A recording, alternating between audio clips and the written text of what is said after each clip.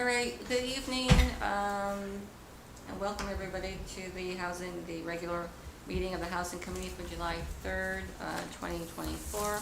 I am Kathy Hunter, and I will be chairing tonight's meeting.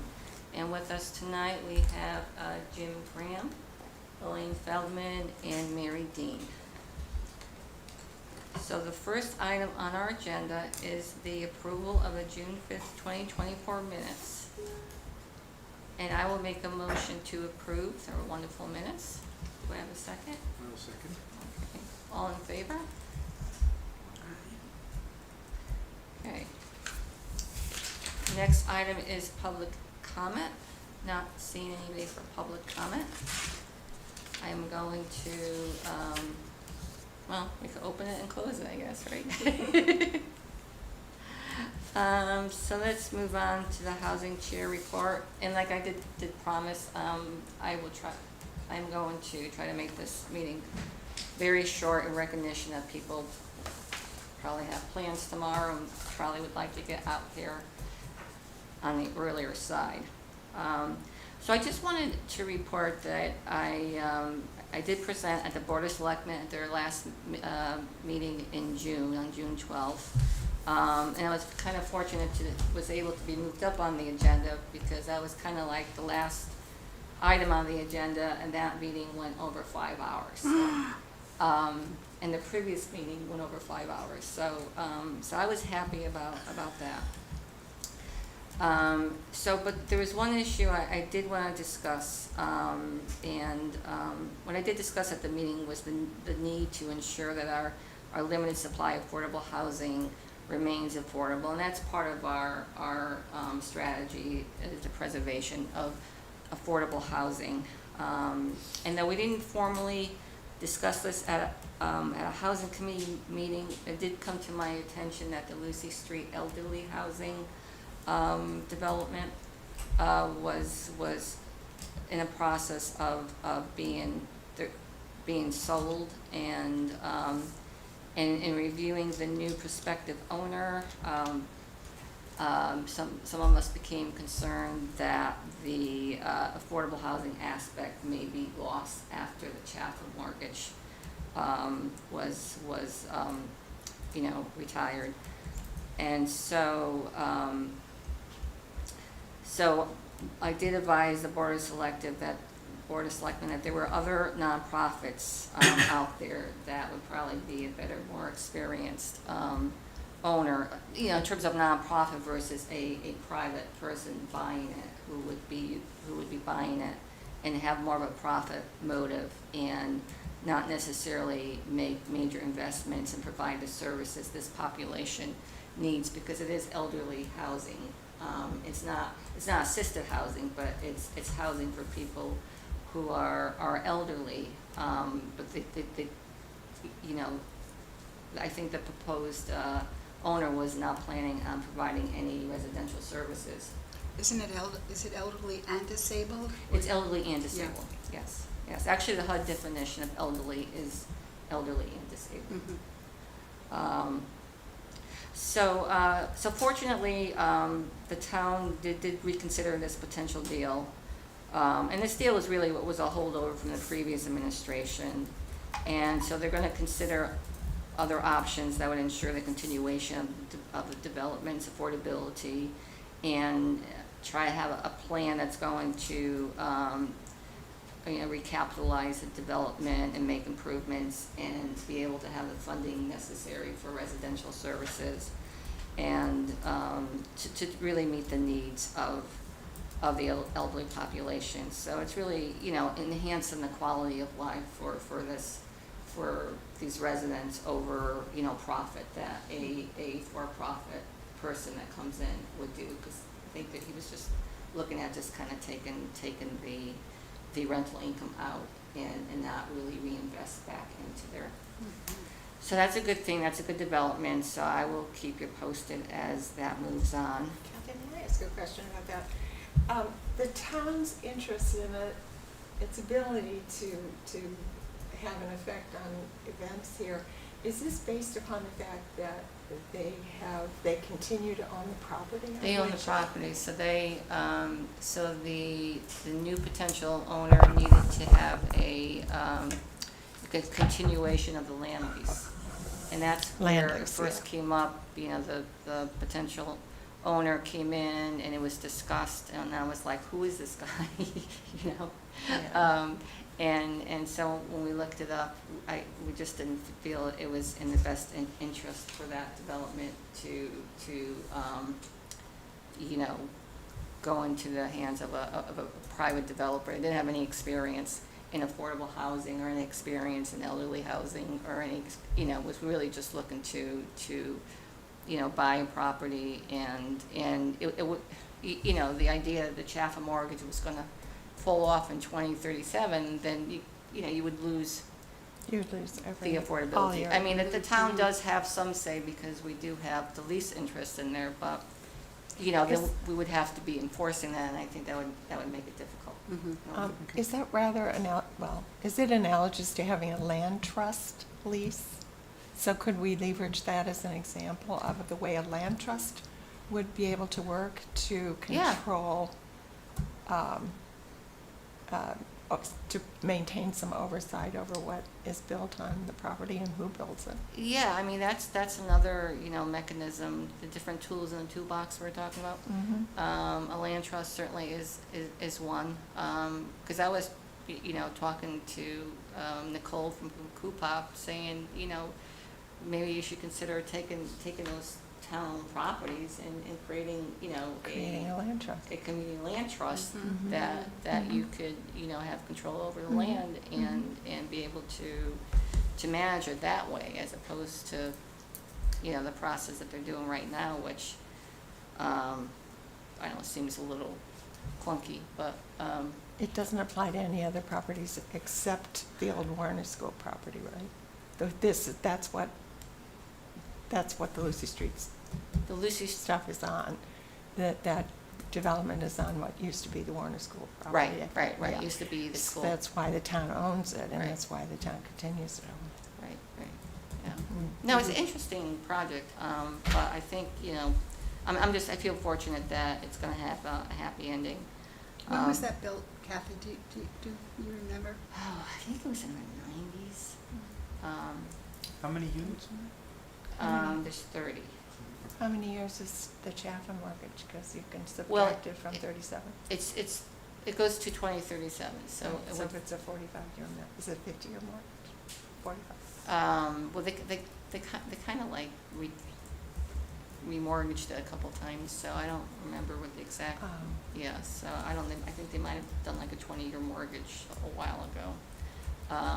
But anyway, yeah, it is 30 units. Technically, there's only 6 units that are affordable. But what happened was the previous owner did keep all the units at an affordable level, and that's probably one of the reasons why it got kind of run down, because he wasn't charging the higher rents, but he wasn't able to get, I guess, the tenants that would have been able to pay the higher rents. So he just ended up kind of using it. It's probably one of the few examples of naturally occurring affordable housing, because he did keep all 30 units pretty much at an affordable level. Mm-hmm. So our goal, it really is to try to keep, continuation by having the right, financial structure to make sure that all those units still remain affordable. So there's another matter that the town was recommending moving forward for our town business, that we should we should use a separate email account for town business, as opposed to using our own email account. So I haven't done it yet, but it's highly recommended that folks do that. Just do a. Yeah, I think if, for whatever reason, litigation, otherwise, somebody needs to, produce those documentation, that communications, you probably don't want to have to sift, go through all your own stuff and have other people look at your own stuff. Yeah, So, yeah, um, but that probably brings me to my, my next thing, and that is, as related to the Open Communities Alliance lawsuit, they are, in the process of doing their discovery, and they do have a list of people who they want to discover, I guess, of which we're on the list. So the housing committee is. The whole housing The committee's whole, on it. the members, previous members, we are on that list, and so there's gonna be some, direction coming down at some point, to do a search on everybody's computer. It's not gonna be like the FOIA police coming in and taking your personal computer, it's gonna be like, they're gonna have some search terms. search terms. And I think they have about 70 search terms, so I guess you, and maybe, I don't know, Jim, you're more familiar. Yeah, how does that work? You're gonna have to work, we'll have to work with our counsel, Yeah. and they'll probably tell us to, sort of search through whatever, your, whatever email you used for this kind of business. And they'll look for, they're looking, my guess is that they're looking for stuff that's not there. That's not, That's not there. oh, yeah. I think they have a misunderstanding of what this committee has been trying to do, but they'll find that out. Yeah. But anyway, they'll ask you to do the search and identify correspondences mostly that we've had. We'll probably have the same stuff we've circulated it to, and then they'll want to figure out a way to make that stuff available either on paper or electronically or whatever. But you'll get the search terms. You'll do the search. They're not going to. That's what I was wondering. Yes. Oh, I see, okay. And you'll have to vouch that this is what I did and how I did Mhm. it. And they'll give you a date range and terms to look for. Yes, so as I understand, I think it's like 70 terms that they're gonna give us to search.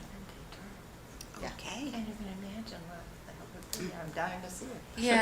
Yeah, but it sounded like it was a program, that you just kind of run a program and it just kind of searches all the terms at once.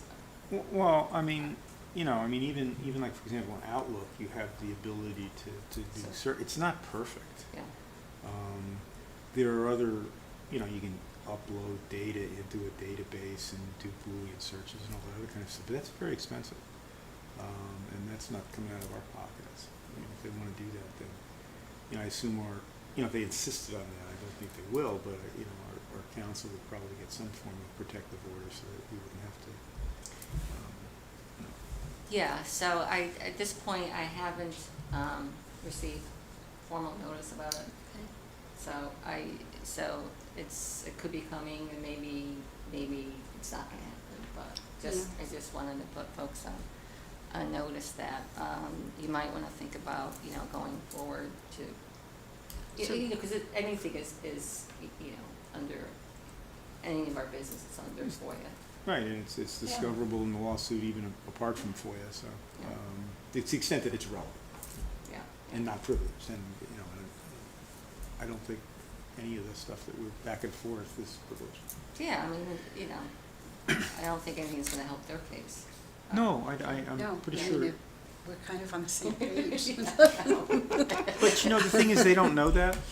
But I know that they don't know that. my frustration, because Oh, if they had met with us, they would have known that. Well- well, that's not their I know, mode of operation. I know, as And you've explained to and me. the team that's representing them, it runs the gamut from just Joe Friday just looking for the facts to the Russian prosecutor at the Nuremberg trials. Yeah, I watched, it's on, they're You can wa- publicizing it, so you can watch it, the hearings, and so I tried to, because Scott is always clued in, and so he watches it, but It's interesting, the How do- policy. I forget how you access it. I knew a while ago, but You can, I mean, well, you can go to the Connecticut Judicial Department website. Mhm, Okay, you mhm. find the case and then you I find see. when hearings are, and then the live streams are listed. But they're only listed each day. I mean, you have to have an idea of whether they're gonna, Mhm. you know, because they're not all the hearings are done remotely. You know, in that case, I think many of them are. But we would, there's a way to find out when there's gonna be a hearing, and then you have to wait for the next day to see if it's gonna be, you know, available for Yeah. the public. Yeah, But it's yeah. Okay. on the I mean, website. If folks are interested, I could let you know. yeah. You Yeah, know. so we should just use a different what- from your normal email to, just so that we don't get stuck. You know, because it's my account for my law firm, which is, you know, Yeah, yeah.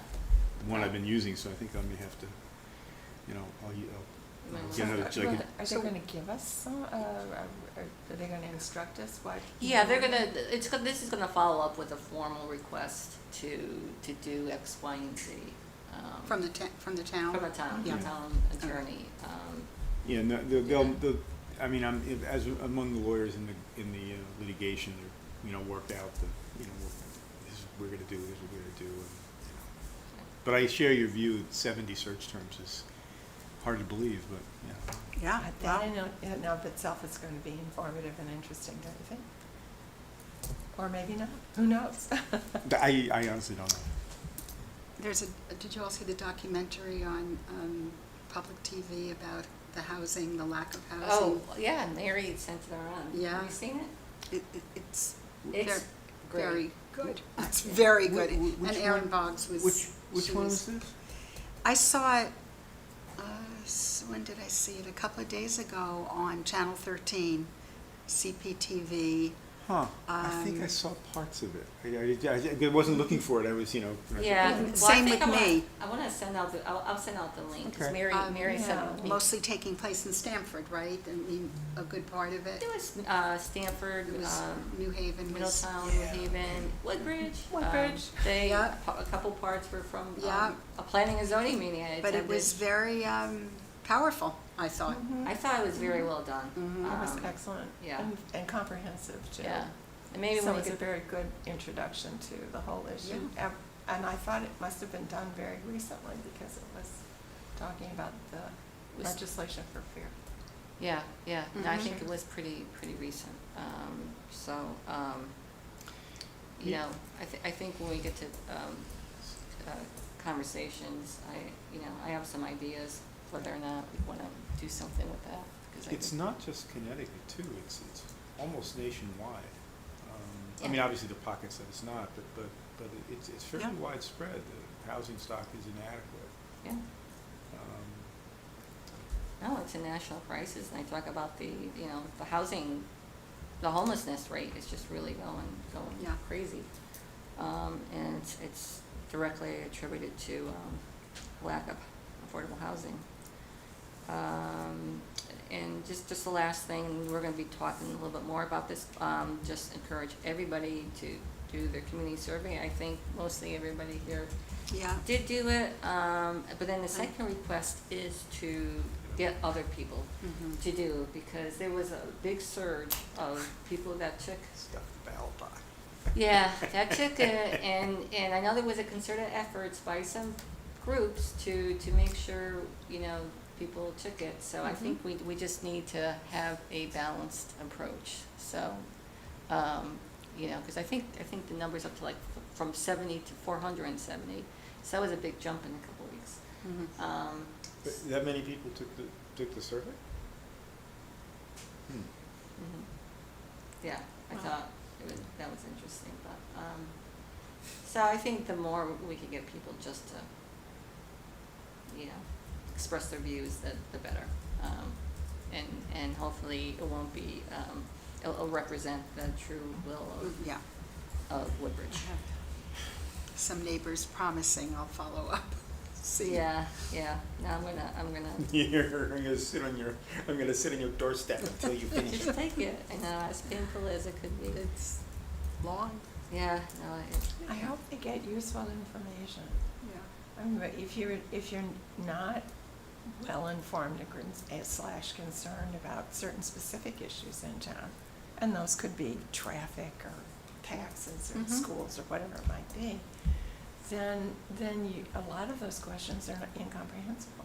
You You're not don't going to really be able know to, how to you won't be able answer. to answer them. You don't know how to rate things. That was the and middle I mean, it was category, really can't answer, no opinion. difficult. Yeah. Yeah, my husband, he did it the other night, and I said, my gosh, that didn't take you very long. And he goes, well, I didn't know what to answer, so Yeah. I spent a lot of time writing. The- So, oh Yeah. dear. The one thing that was, I thought, the most remarkable thing was that, they asked you to, order from 1 to 11, Yeah. like what you thought was important and all that kind of stuff. I was like, Golly, and technically, that was very difficult. I had to apologize to people for that, because technically it was difficult to do. Oh, You to know, do- you're because trying to. most of it was really important, but a lot of it is already being addressed. So I numbered the higher ones, the items that I thought are not being adequately addressed, but put in an explanatory note about it. Were you talking about the substance being difficult to manage, or just putting it in the order and Well, I would say two things, not that this is the topic for Yeah. the housing committee, but two things. One of them was that it was using terminology that needs to have some explanation, Right. that you cannot assume that everybody knows what you're talking about, and I'm talking about more than one of the terms that were being used in Yeah. that thing. But actually, what I was talking about was technically, because, you go through, you can't change those numbers very easily. You can't really see what you're doing. I printed it If- and No, worked if you with could you change had- them. That's If what you I had did. if you had a touch screen, you could actually move the boxes. I found that out by accident because I was having the same problem. I said, and then I said, oh, wait a minute, and you could slot them how you wanted them. I thought you just numbered. I don't know. Well, you could do that too, Yeah. but if you decided, oh, I didn't like that number, then you got to go change the number, and then you have to Oh. go change another number, and it was like.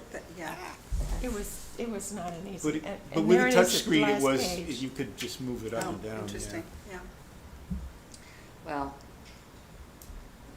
all we could do is just try to get people to fill that out. So that's going to be my task this weekend.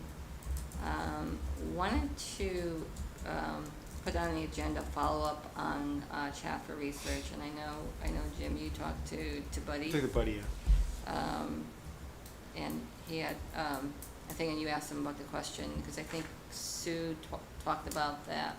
If you're on septic, then you couldn't get a Chaffer mortgage or something like that, or? Yeah, but Buddy clarified that, and Yeah. the way it apparently worked is, they don't require you to be on septic, but if you're in an area that does have, that you can hook up to Yeah. water and sewer, they require you to do that. But, in Woodbridge, there's so few areas that fit the bill that it really doesn't, Right.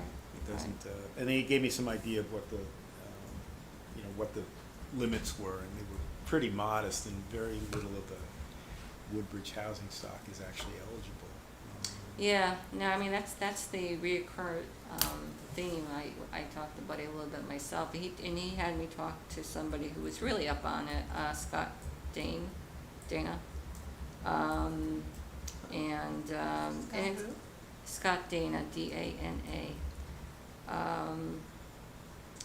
And he said that these mortgages got a little more traction because of the rise in interest rates. He said, because before the interest rates were just so low that it just wasn't, it was better to put somebody in a conventional mortgage. But the cap, so in Woodbridge, the cap, which I thought was high, $510,000. Yeah. For a Chaffer mortgage, but then your income restricted, the couple is 22. 122. So, which I was even surprised at 122 you could afford some, 510,000. But anyway, I guess you could. But I guess it's coupled with, with Chaffer mortgages, they also have some really good incentives like down payment assistance, which helps. But I think that just circles around, that it just doesn't seem to be a lot of, it's just kind of hard to do in Woodbridge unless you have, the town he explained, you know, the town like actually deliberately does some development that are affordable, that already have that idea of putting the Chapel mortgage on it, getting, you know, that's publicly subsidized with development.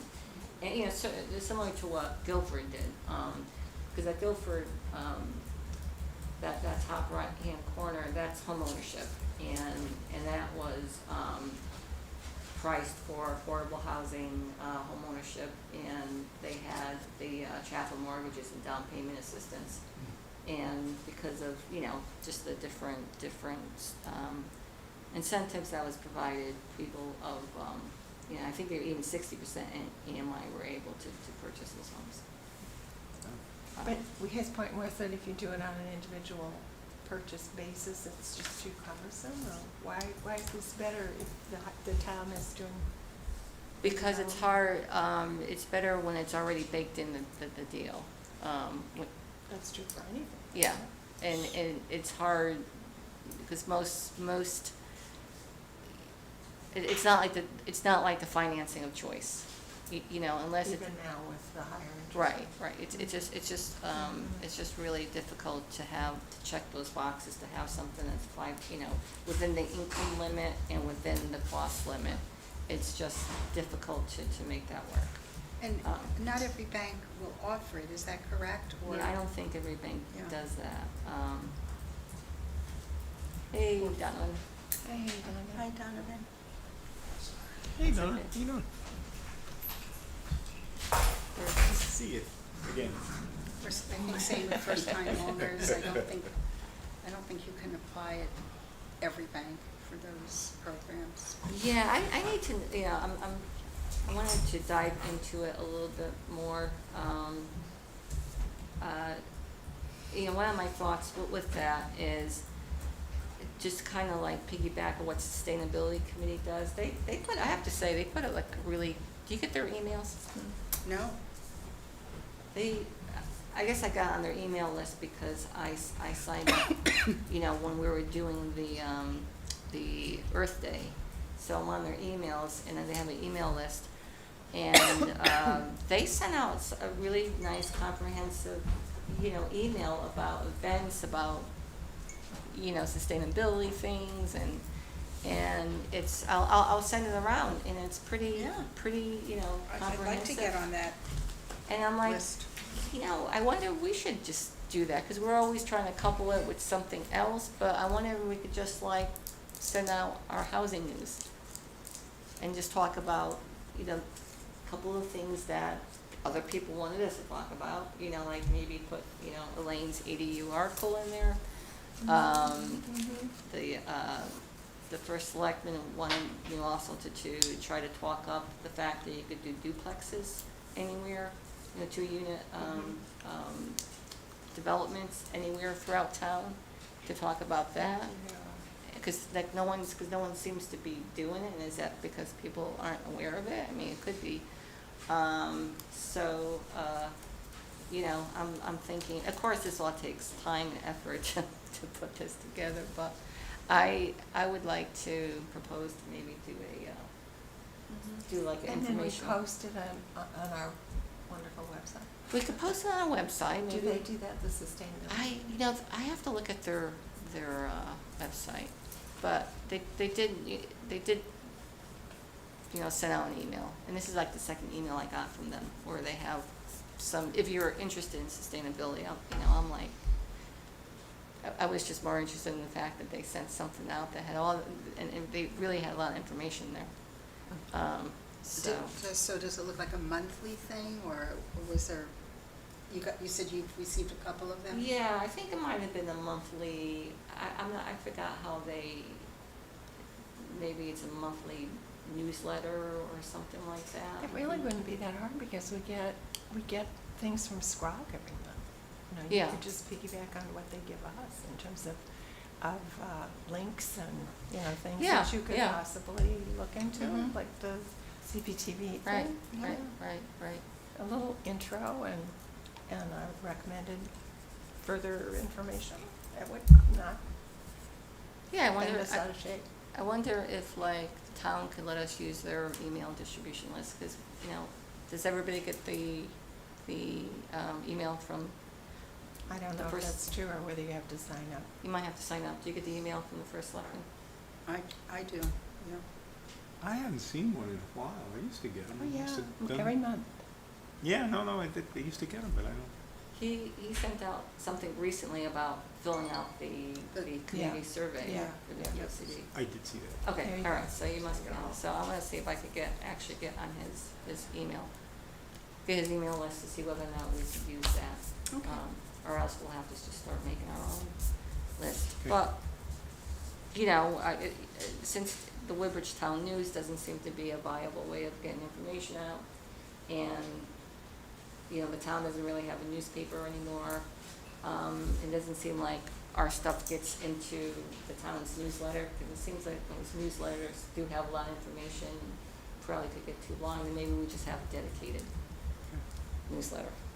So, should we try to do something for like, next month, try to put something together to, Yeah, we could, yeah, and then we can take a look and critique it, yeah. okay? Does anybody wanna take a first crack at that? So you're saying it's in housing, it's in like a newsletter related to From the housing committee? updates and. Yeah, yeah. And maybe, you know, similar to maybe similar to what Scrog does, like, you know, some reading, they provide some additional reading that, when you go to the meetings, they give you an agenda and they have some,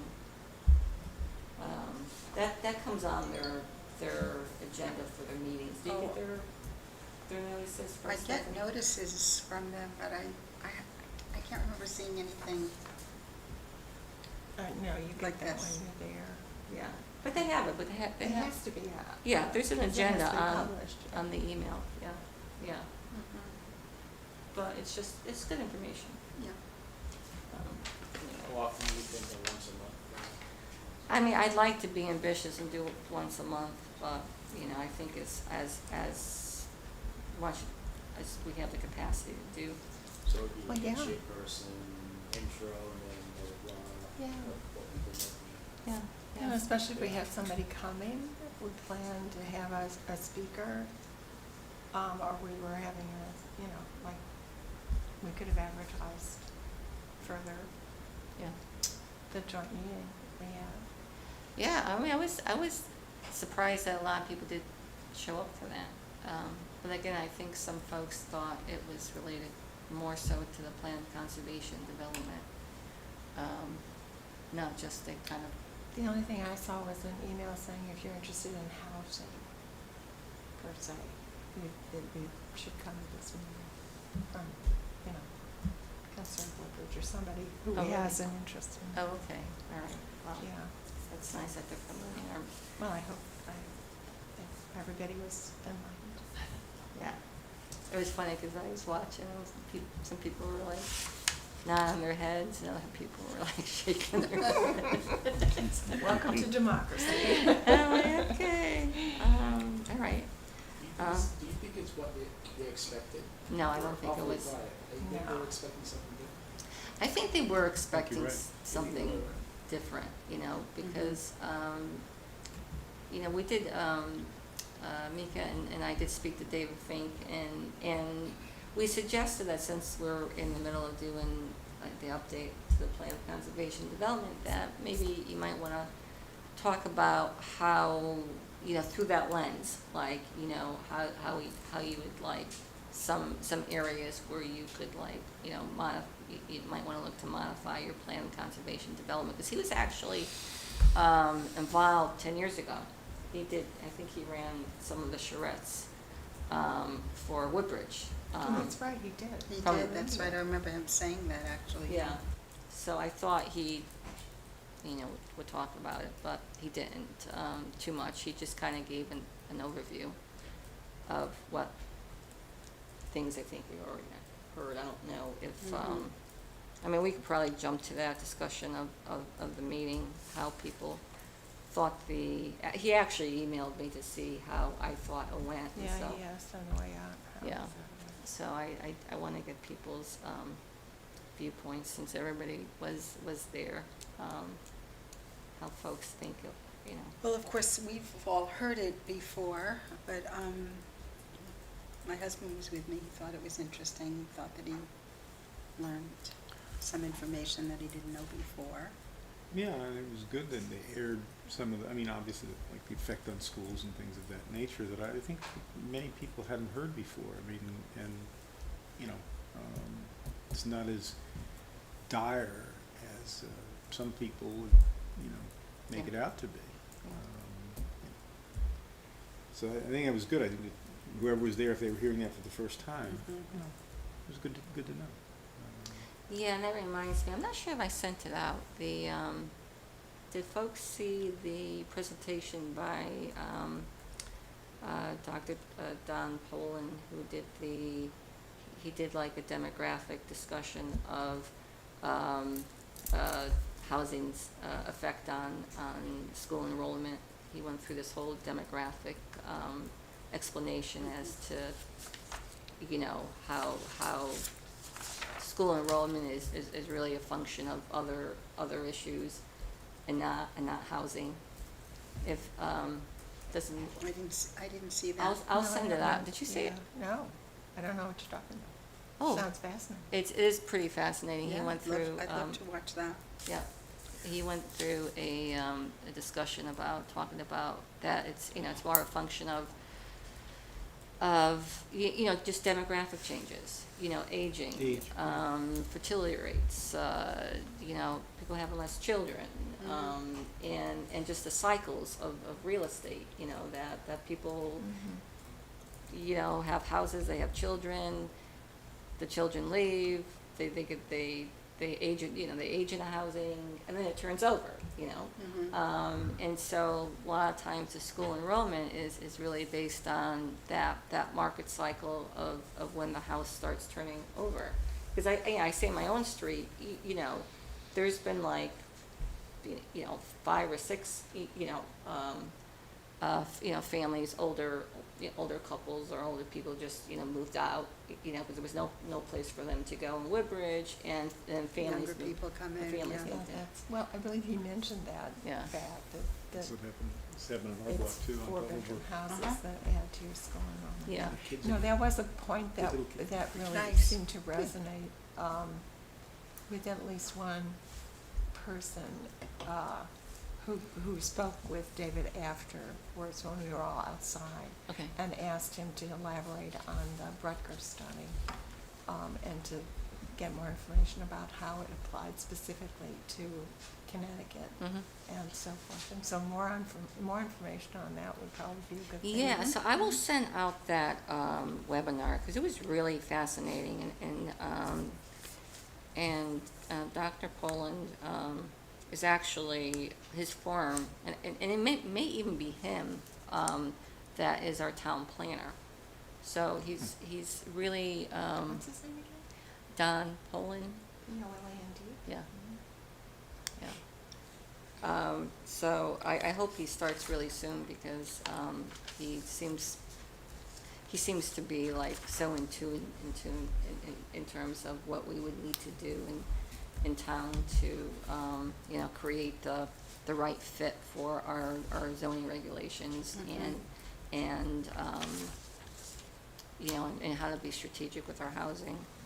So, And I thought it was also interesting, you know, David pointing out how most towns in Connecticut do not have planners, and if there's a department, it's a department of one person. you know, And did he also mention, as one of his several ideas of moving forward, the advantage of having like several commissions meet together, hear the same thing at the same time? yeah. I think he brought that, I thought Yeah. about that being a possibility of a very good idea. Yeah, he Yeah. brought up the Board of Ed, and an expression, some people were like, oh my God. But he suggested, like, you know, planning and zoning and the Board of Ed, housing, you know, to meet together. Mhm. So, Why the Board of Ed, given that we were just talking about the fact that their housing and school enrollment are not wedded in the way that people think they are? Why do you think that he wanted the Board of Ed there? I don't, I mean, the point about having the housing committee and making sure that the housing committee and the planning and zoning commission are well informed about Right. each other's Yes, work yeah. and Yeah. supportive Cross of each other's position was something that was also brought up at the SCROG meeting we went to last week. And you can understand why that's Yeah. important. Yeah. I hope planning zoning is our best friend. yeah, We they're, need them to. they're a hard group to figure out, I have to say. But I think for the most part, they listen to my reports every month and they're not reactive to it, but they're not against it, so, Mhm. I guess that's a good sign. So yeah, that's a good point. I don't know why. Maybe it's to overcome the myth that, school enrollment isn't, would impact Direct housing. impact.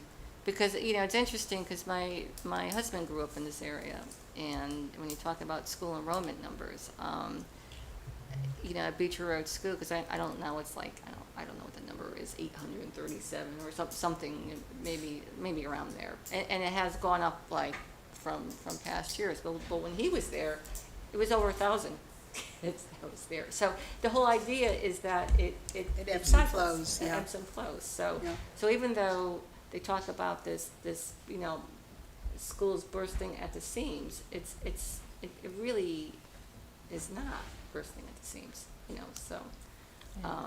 It's a common concern. yeah, it's just, and you can't, when you come down to it, you can't use, impacts of school enrollment as to whether or not you do housing. You can't really use those, Well, some people would. yeah. It's kind of like a disingenuous Yeah, argument. but it's really, particularly with zoning, you cannot take into consideration, impact of traffic or your fire trucks or, you can't take those considerations into your decision as to whether or not you approve, housing, Mhm.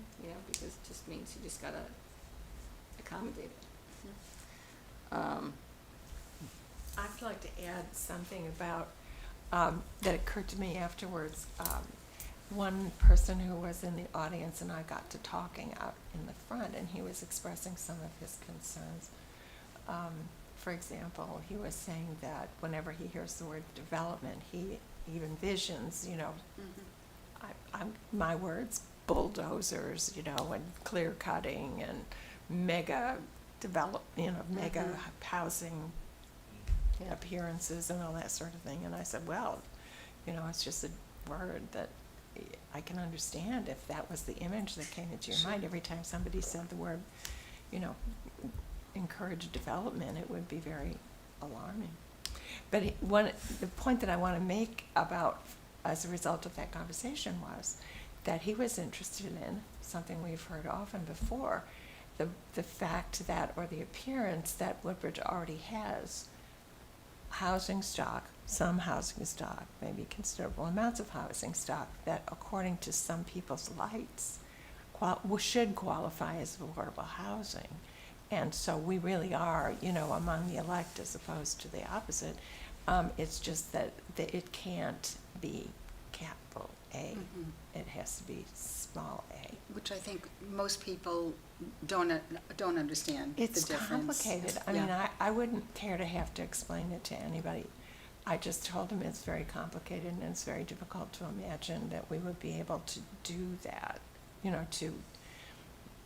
to keep those buildings of not capital AA, but even small AA, Yeah. because if people have an opportunity to sell their houses for more than $510,000 or whatever the cutoff is, that might be, they're going to do They're it, gonna do it. Sure. And you Yeah. have brought up a number of other issues that make it difficult, if not highly unlikely, that we Yeah, I can ever mean, do that.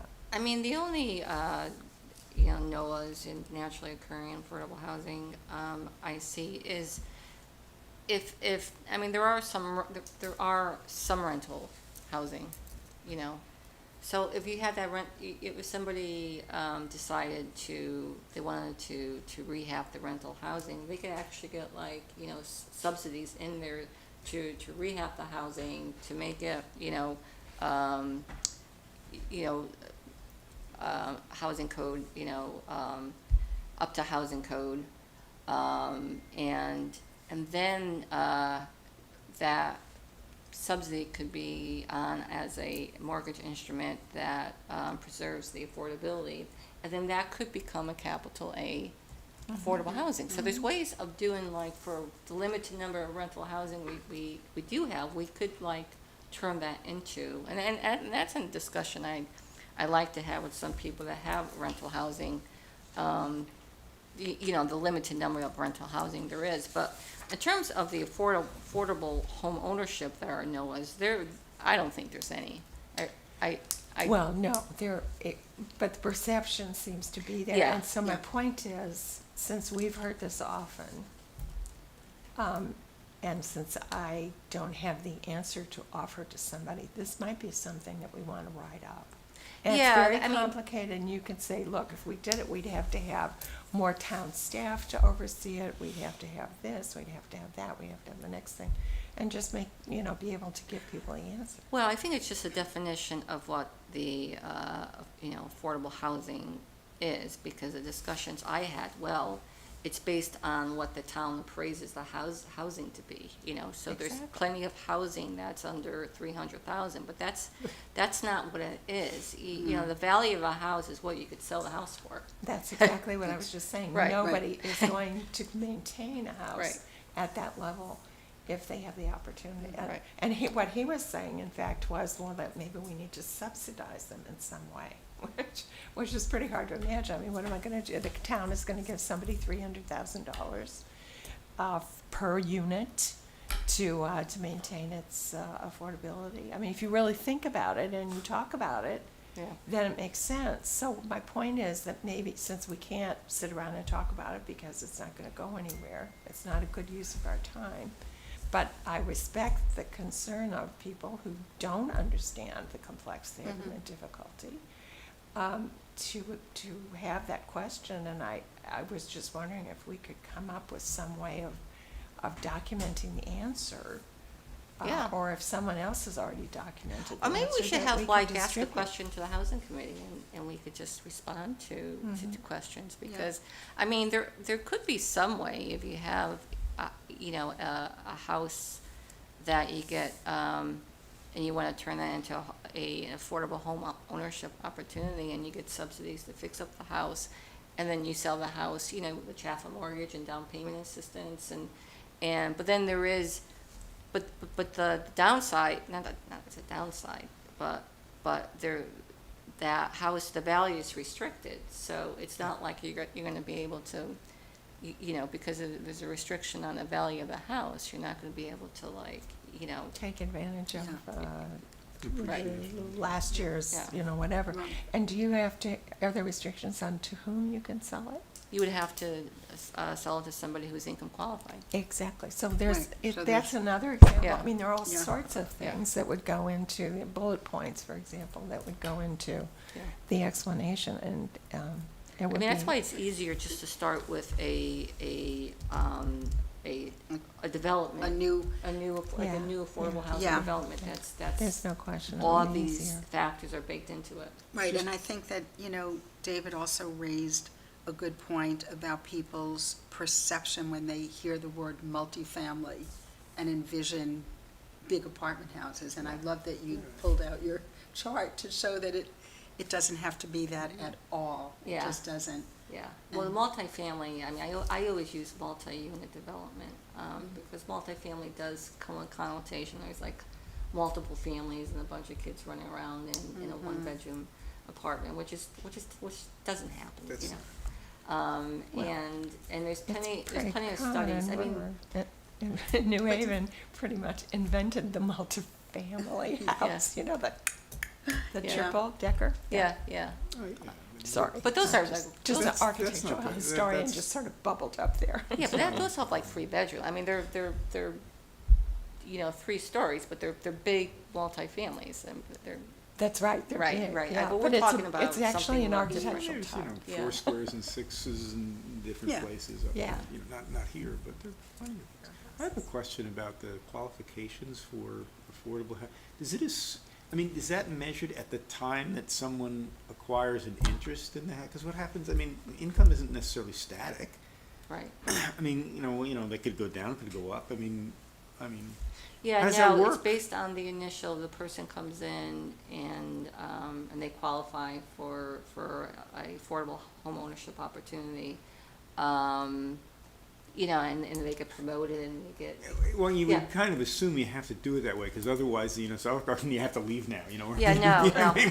For a rental, you would, or you'd have to like go into a unit where you're paying market rate. But no, not for, but the thing is with the affordable homeownership is that, you know, that homeownership opportunity is it's not gonna appreciate. Right. So they're gonna be, you know, if they wanna do an investment in housing, they're only gonna be able to sell it with the Right. restriction on it, Right. so. Right. Okay. But, But the flip side is what we saw in the documentary is developers coming in and buying what was affordable housing Right. and evicting right. people who had no place to go. So Right. it's very complicated, as Mary Yeah, said. and There's that's so what's many happening. variables that have to be Yeah, you considered. just have to read the New Haven Independent to see that happening locally. Oh, yeah, yeah, and that's what we were concerned about with the, Lucy Street. Lucy Street, yeah, because the person that, I mean, it's kinda sad, you know, when we looked and you can look him up on LinkedIn, you know, and, you know, his business model was tenant replacement. So I guess his model is to like, you know, buy property, buy dilapidated property, fix it up a little bit, and then evict everybody and get people in that could pay a higher rent. So it just wasn't the experience we were looking for that particular development. But anyway. Okay.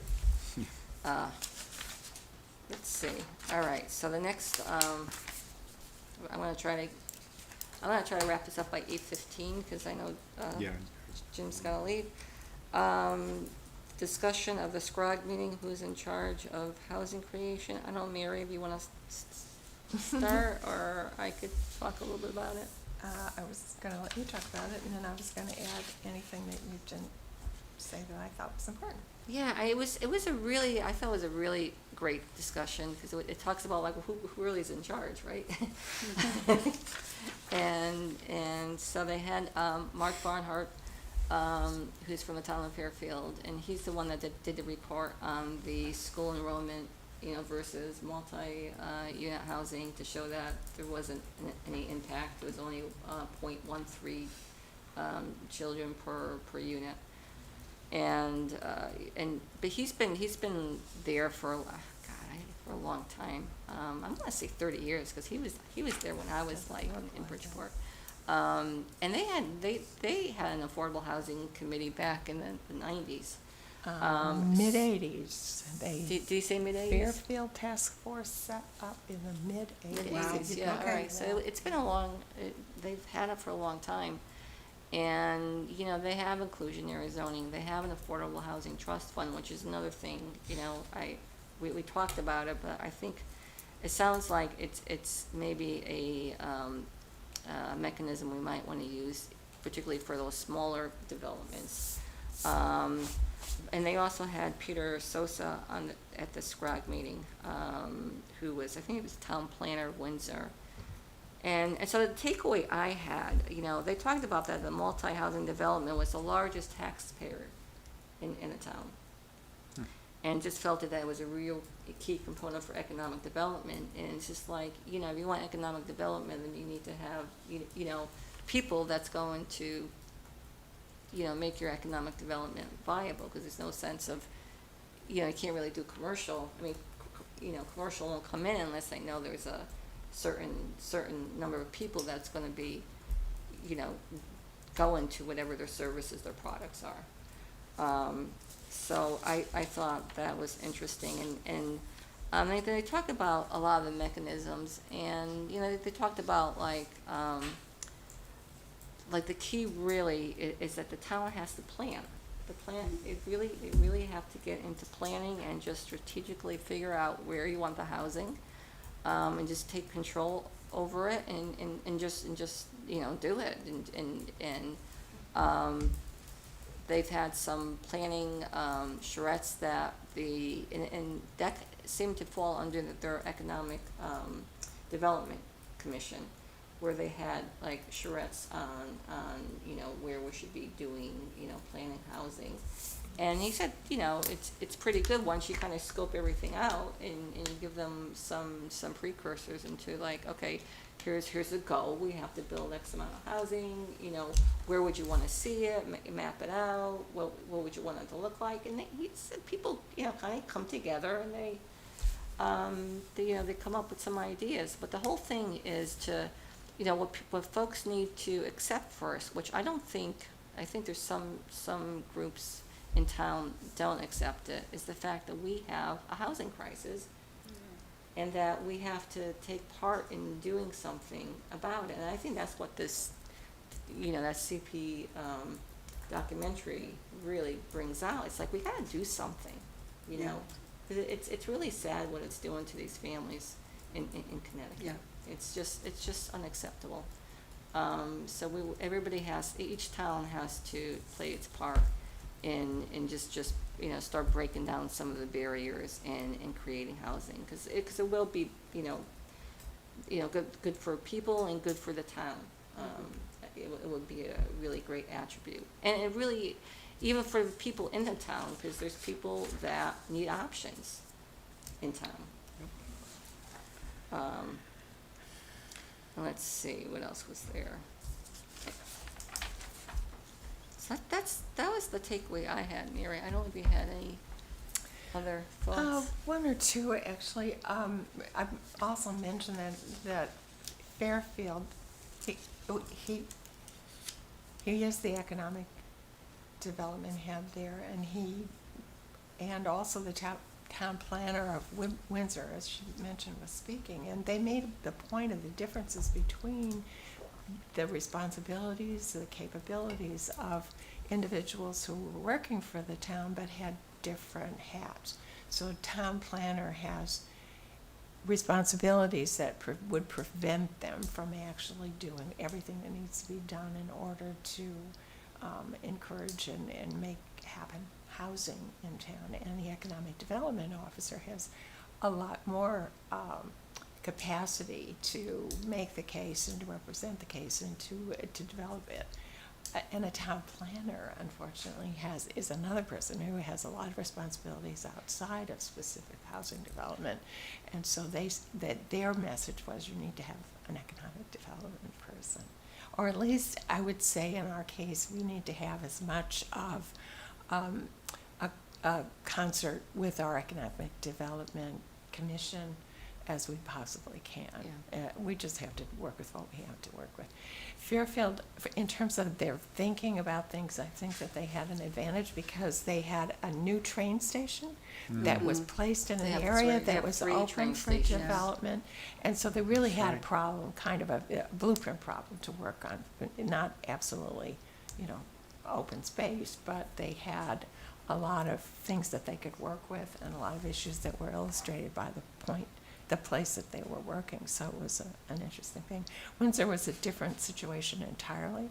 And the thing that I took away from some of the things that the guy from Windsor said included the fact that they already had a lot of housing in town that was 30 to 40 years old, which is similar to what we have here. And that they worked hard to make sure that those buildings were kept up, that they stayed in play as housing instead of disintegrating. And I thought, well, Windsor is not incomparable in terms of its economic status as Woodbridge. And as you know, we have places that, could stand to have Yeah. rehab. Hmm. And maybe that's something that we should think harder about advertising or creating, as you Yeah, said, yeah. No, I think about possibilities for communicating. people. Maybe people don't realize there's, you know, there could be some help, you know, the state could provide, you know, some subsidies that would be able to help fix up Mhm. So they're places. not, they're not so vulnerable to Yeah. being, Yeah, not that we see that much of it so far, but I can imagine quite a number of places that, we still have a good bit a good number of houses that were built directly after the war. They, some of them have already been added onto, but I've always been interested to see what happens to those buildings when they turn over.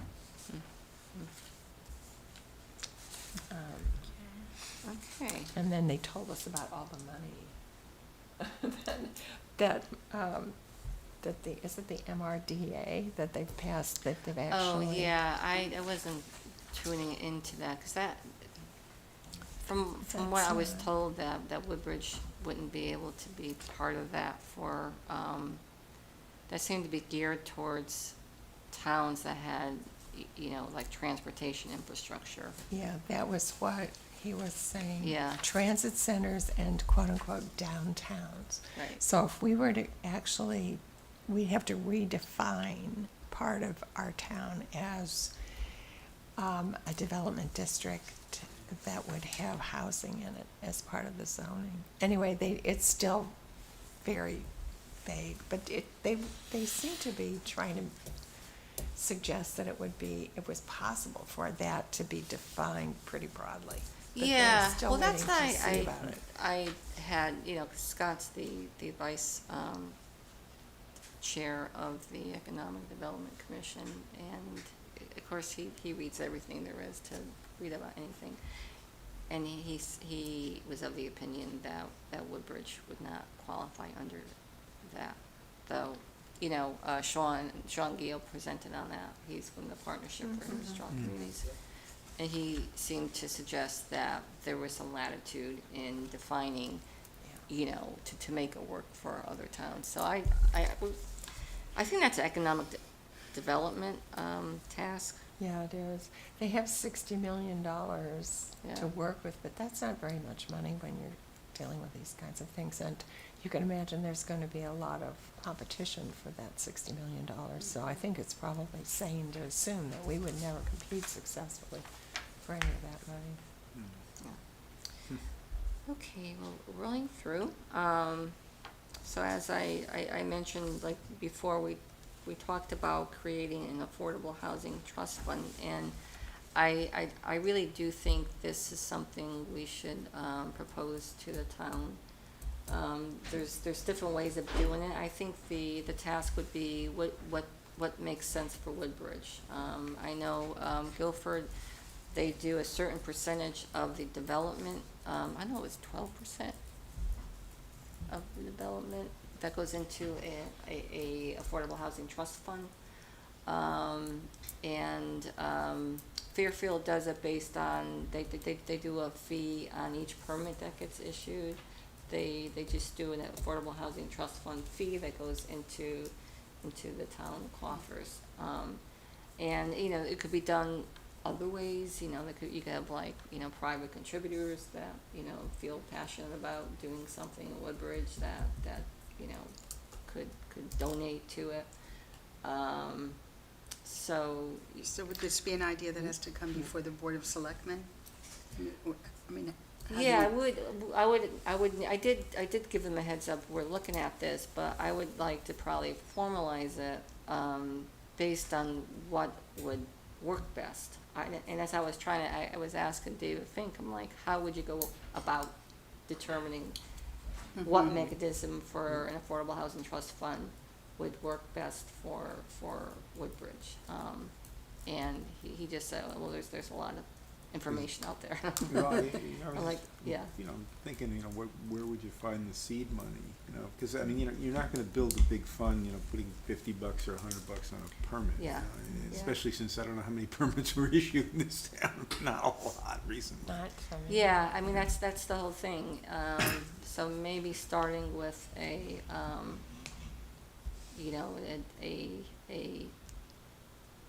just jumpstart it with some seed money.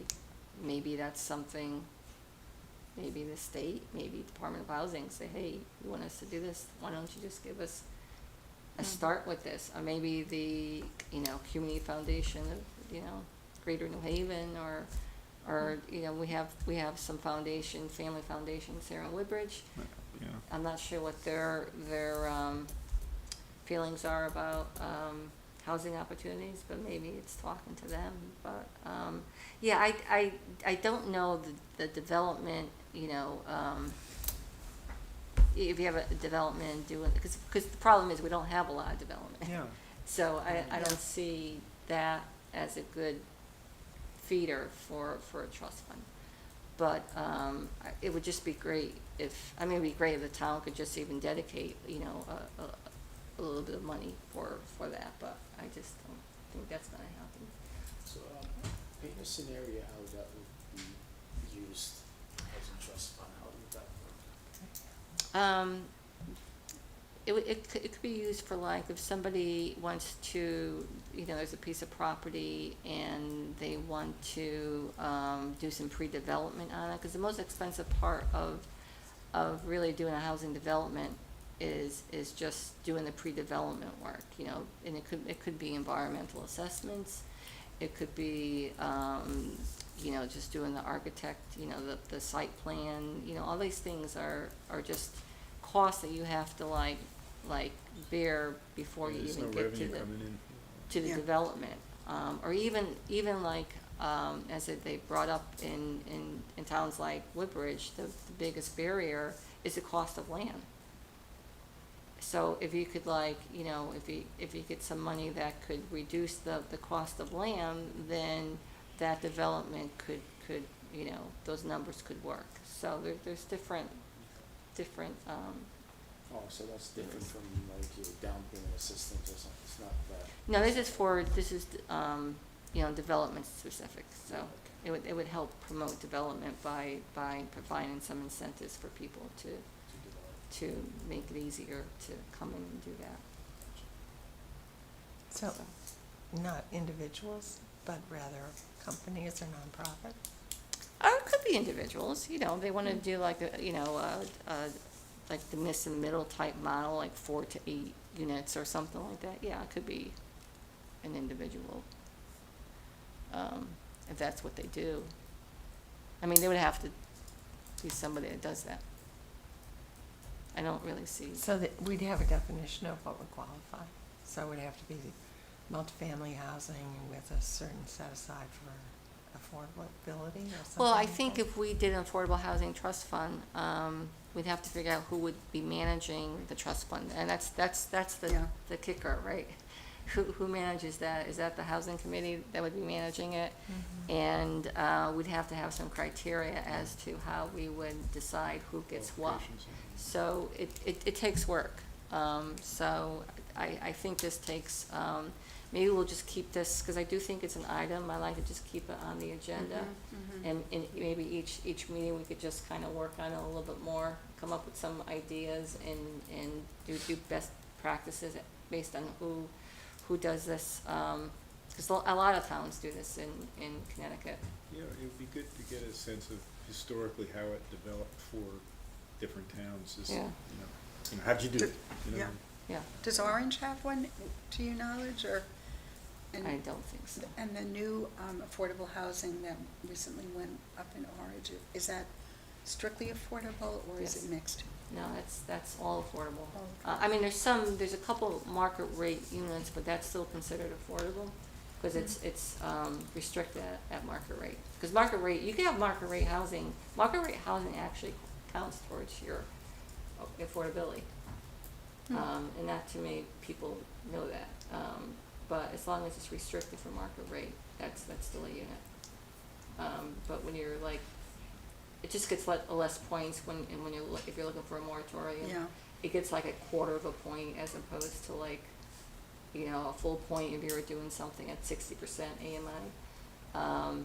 But it still counts, and it's still Okay. good. Good to know. All right, so I'm going to just wrap this up because we wanna get Jim out of here on time. I've been kicked out of better.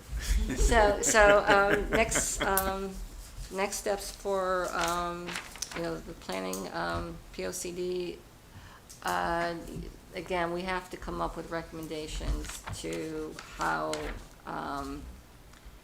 we wanna present and what we wanna see in the POCD, and how things would change based on what's in there now. I think I really need more direction from the consultants to see what is the best way of, providing that information. Because right now, it's like, well, you just give us recommendations, and I think there should be a little more structure as to how we do that. So I wanna see if I could talk directly to the consultant and not have to go through, the filter.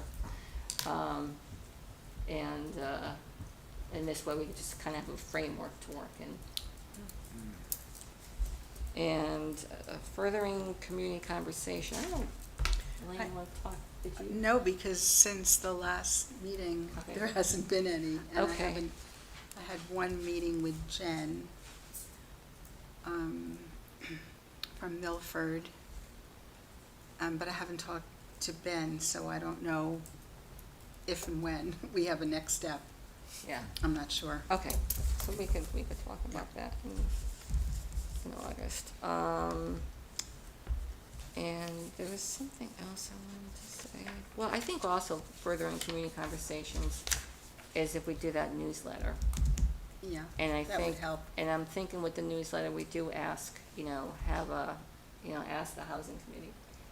And if there's some burning questions that people have, then we could that might be a good way of engaging the David community. mentioned last time the desirability of having a Q&A, Yeah, thing that we, and I've finally got around to going through the stack of housing committee stuff that I know was we on have my so much. desk. It was about this, and only about that much of it was duplication. yeah. And we did have one or two things like that from way back when, so we have stuff that we can start from. You know? Yeah, yeah. Well, even with David, I have to make sure that gets on the website, what David provided, as a handout. And I don't know if people got the handout. I gave mine away to somebody, and Yeah, I Yeah. should have, and I apologize, when he gave that, I thought that's all he had. And I was just like, make copies for the housing committee, But he did have other copies, so, Well, he was gonna Do you provide- have one? Or Lou does somebody took have one home, and maybe he Maybe can you can make. scan it and send it to. yeah, I do. Chris was I'll gonna ask provide Lou. get a whole packet of stuff from him that he was gonna Yeah. provide. I mean, I do, if anybody, wants this. Could take- Oh, you, That's- that is, okay, so Yeah. I can make. hand out. At least for now, just take a picture. Oh, okay. Because somebody who came to the meeting, she was frustrated. She said she couldn't hear well, Oh. and she didn't have that, so I gave her my copy. She said, oh, that would help, because I missed a lot of it. Yeah, yeah. The way the microphone was set up, if you were sitting behind. Yeah. Yeah, well, I'll make sure that he gets that over to Chris, because he's supposed to give a bunch of information to Chris. I mean, if you wanna keep that. Do you have another one? No, I'll get it from him anyway. Okay. Yeah. So that's gonna go on the website. So, Mary, did you suggest our informational email, perhaps piggybacking onto the SCROG newsletter? Did I hear you? No, I was just saying that I thought that information is provided to us every month by SCROG. So even if we didn't have anything else that we wanted to produce, we could just Use there. Use some of that. piggyback isn't the word. I maybe steal blatantly from their work. Plagiarize. Plagiarize. Let no one else's work evagorize. Yeah. Yeah, Yeah. that's a good idea. All right, so we have a couple takeaways. We have a newsletter. Yeah, definitely. Who is working on the newsletter anyway? I saw a very large amount of Hands up. Can we all work on it? Can it be a joint effort? We're- Pass it around. Well, you already did your ADU article, so you're all set. John was Okay, I'm taking notes. off the He can do hook for first maybe one. one more month? I could, I mean, I could try to, put a framework together and people can add on, so I will, though I did say I was gonna do that for the state's plan conservation development, I did not do that. Come up with public comment, I didn't mention that before, and it's only because I started reading the plan, and I just wanted to make sure that whatever my comment was responsive to the plan, and they really did a good job on this plan. And in fact, there's going to be an informational session on this that they're gonna do, there's a presentation that they're gonna be providing to the SCROG, the plan of conservation. Oh, okay. The state's conservation development, so I think I wanted to be more informed about it before I provided, comment, because it didn't make sense if I fully didn't understand the plan. And I just couldn't read it all. I got really busy this couple of weeks. So that's my excuse for why I didn't do public comment. All right, so I'm going to try next 2 weeks to come up with a framework for the newsletter. What was the other thing we were doing? Doing some research on the Affordable Housing Trust Fund. Trust fund, yeah, To that's start what I, looking at that. that's what I started to maybe do some research on it. Yeah, I mean, if folks Yeah. could do that and look up Affordable Housing Trust Mm. Fund, and come up with some ideas that you found and bring that to the next meeting.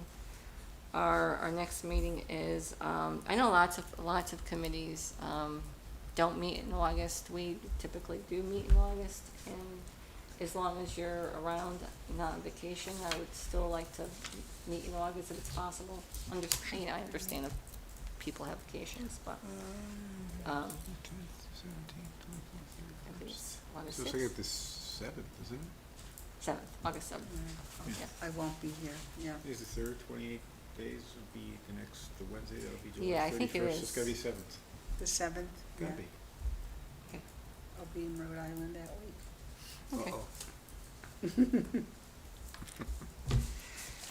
All right. The only issue with it, technically, the only issue with the newsletter is technically, I don't know if you get spam, but technically you should get person's permission to receive it. I guess they get unsubscribed.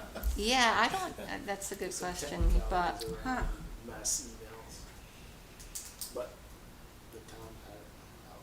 yeah, and that's a good point. I don't know how you would, start accumulating your email distribution list. Well, we have names and addresses and Oh, yeah, emails that's for people not who my, bailiwick.